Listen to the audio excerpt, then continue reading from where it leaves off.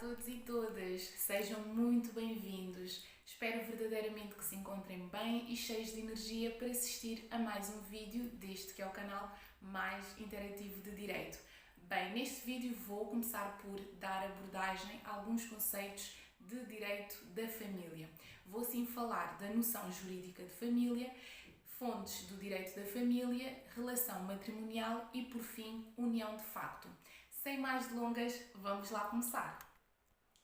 Bem, começando pelo primeiro ponto deste vídeo, que é então a noção jurídica de família, importa referir em primeira linha que, conforme o artigo 1576 do Código Civil, CC, a família, em sentido jurídico, é constituída pelas pessoas que se encontram ligadas pelo casamento, por exemplo, pelo parentesco, ou pela afinidade, ou ainda pela adoção. Em bom rigor, a família é uma comunidade particularmente propícia à realização pessoal de certas pessoas, que inclui, por um lado, os cônjuges, por outro, os parentes, os afins, entre outros. Mas não é uma entidade diferente destes e muito menos superior ou então soberana. Bem, agora passamos para o segundo ponto deste vídeo, que são então as fontes do direito da família. Aqui importa referir que as fontes do direito da família são, por um lado, a lei, por outro, a Constituição da República Portuguesa, CRP, por outro, as convenções internacionais, o Código Civil e ainda o papel do juiz e do doutor.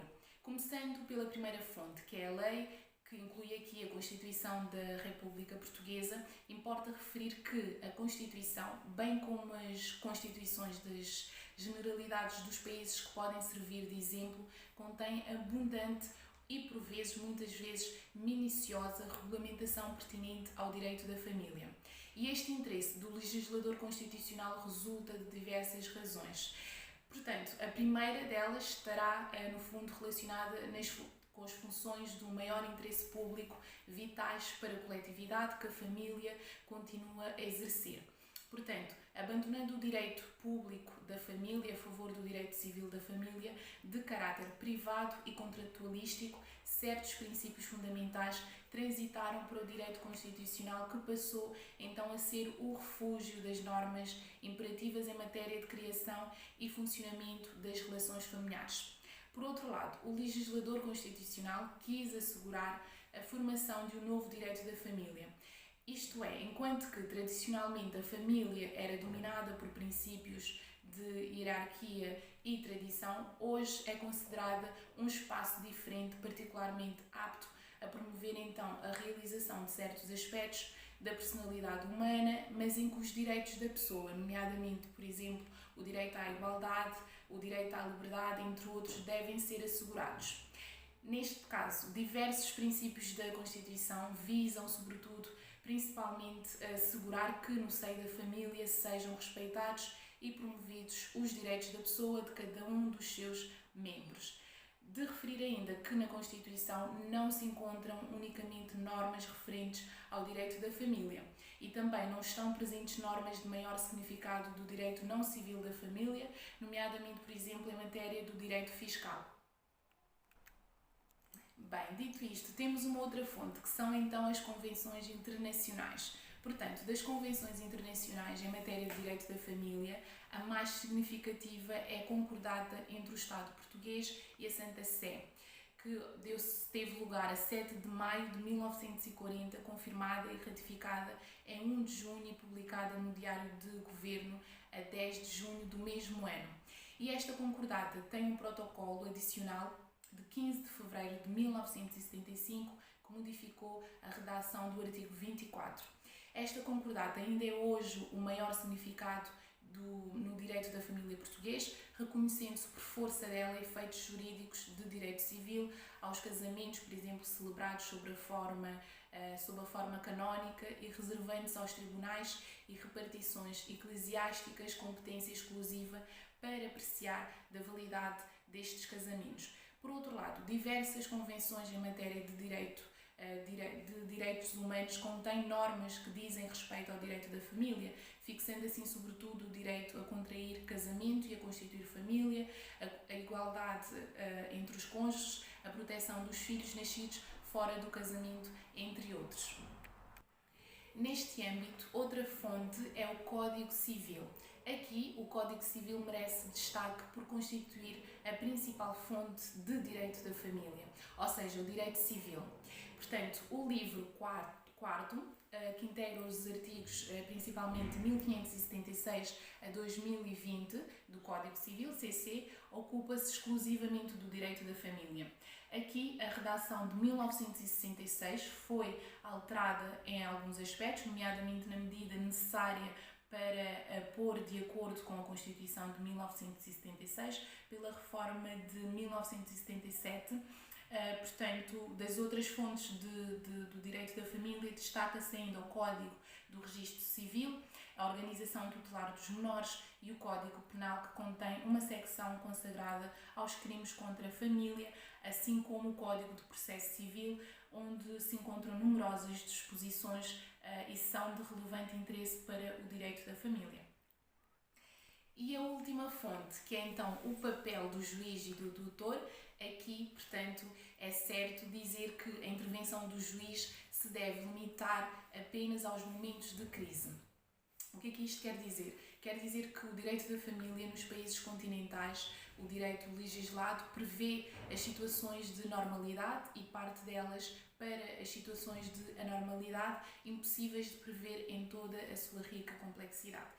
Portanto, aqui o juiz intervém apenas nas situações da normalidade, não para repor a normalidade, mas sim para desfazer os laços, ou seja, ao fim e ao cabo, resolver as situações, dissolver, por exemplo, os vínculos, amputar, entre outros. Mas é aqui que a sua função pode ser e tem de ser de extrema importância. Portanto, perante a rápida evolução social que conduz a uma multiplicação de situações imprevisíveis e escassas anos atrás, portanto, quando as leis foram elaboradas, terá de ser o juiz, no fundo, a ir andando, a caminhar o direito à riqueza das situações concretas, à realidade atual. Portanto, por outro lado, os conceitos indeterminados que integram as normas de direito da família e a dificuldade em um agente do Estado, por assim dizer, penetrar o seio da família, têm levado às maiores violências, aos mais graves árbitros e às mais gritantes desigualdades que a jurisprudência de múltiplos Estados reflete. Dito isto, aqui haverá no fundo, nesta ordem de ideias, de subsistir o tradicional juiz togado por comissões de família, entre aspas, espelhando então melhor na sua composição a movente realidade social e arbitrando e não impondo, obviamente.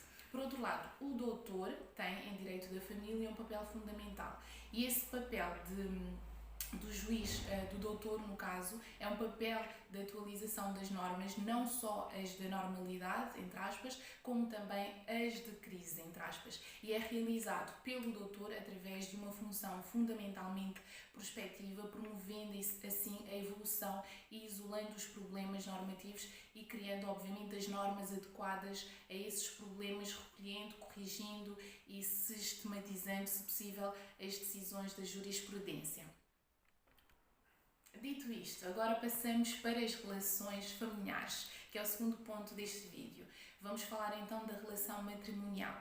O que é que isto quer dizer? Bem, a relação matrimonial é a que se estabelece entre os cônjuges, resultante do casamento. E o artigo 1577 do Código Civil, o CC, define casamento como um contrato entre duas pessoas de sexo diferente que pretendem constituir família. Portanto, dito isto, passamos agora para o último ponto deste vídeo, que é então o conceito de união de facto. Bem, o que é que quererá isto dizer? União de facto é nada mais, nada menos do que a união de facto não é, no fundo e de todo, um casamento, portanto, mas assume algumas das suas características no sentido em que uma relação entre um homem e uma mulher, de outro modo, não pode pretender ser semelhante ao casamento e obter parte do estatuto deste. Por outro lado, implica que seja uma relação prolongada e obviamente estável e ainda que haja uma comunhão de vida traduzida, isto é, por uma coabitação notória. Por outro lado, como elementos subjetivos, tem de se vigorar sempre a vontade dos concubinos, no sentido de que, enquanto o casamento assenta numa vontade inicial, num contrato, o concubinado só existe enquanto se mantiver o consenso dos concubinos. Em direito português, referir que a união de facto não é tida como relação familiar. Não é regulada também de modo semelhante ao casamento, como já referi, apesar de produzir alguns efeitos de direito. Neste sentido, nem é considerada sequer um outro vínculo jurídico familiar. No entanto, produz alguns efeitos jurídicos, assim como os previstos nos artigos 1953 e 2196 do Código Civil, CC, nas quais as normas limitam as liberalidades entre os concubinos, o artigo também 1871, número 1, a linha C, que estabelece uma presunção de paternidade em relação ao concubino. Por exemplo, o artigo 2020, que concede a qualquer dos concubinos, por morte, por exemplo, do outro, um direito a alimentos sobre a herança do falecido.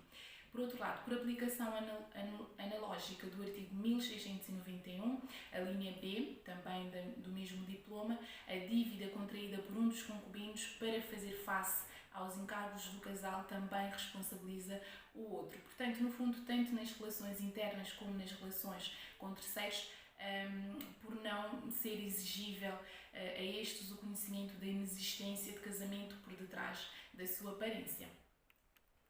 Concluindo, entre o casamento e a união de facto não há espaço para uma analogia jurídica. Isto porque, enquanto o casamento é um contrato determinante por si mesmo, de efeitos jurídicos que se impõem aos cônjuges, a união de facto é um estado cujo conteúdo e duração está dependente da vontade dos concubinos, ou seja, de cada um deles. No fundo, os únicos efeitos jurídicos a retirar da união de facto serão então a tutela da colaboração económica entre os concubinos e, por outro lado, a proteção dos filhos nascidos, obviamente, dessa união, imputando-os a ambos os concubinos.